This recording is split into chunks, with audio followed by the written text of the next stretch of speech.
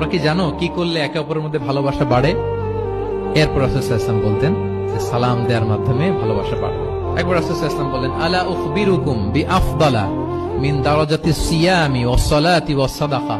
আমি কি তোমাদের জানাবো না যে নামাজ, রোজা, সাদাকার চেয়েও বেশি ফজিলতের একটা আমল আছে?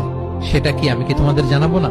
সাহাবারা বললেন, ক্বালু বালা ইয়া রাসূলুল্লাহ, হে আল্লাহর রাসূল অবশ্যই জানাবেন, অবশ্যই জানাবেন। কারণ নামাজের চেয়েও বেশি গুরুত্বপূর্ণ, সাদাকার চেয়েও বেশি গুরুত্বপূর্ণ, সিয়ামের চাইতেও বেশি গুরুত্বপূর্ণ আমল। সেটা কি?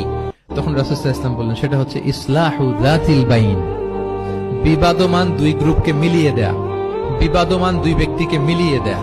এটা নফল নামাজ, নফল সাদাকা, নফল রোজার চেয়েও বেশি কি ফজিলতপূর্ণ, বেশি গুরুত্বপূর্ণ। আমরা তো মনে করি শুধু নামাজ পড়লেই বোধহয় আমি অনেক সওয়াব পেলাম, রোজা রাখলেই সওয়াব পেলাম, শুধু জিকির করলে, সাদাকা করলেই সওয়াব পেলাম।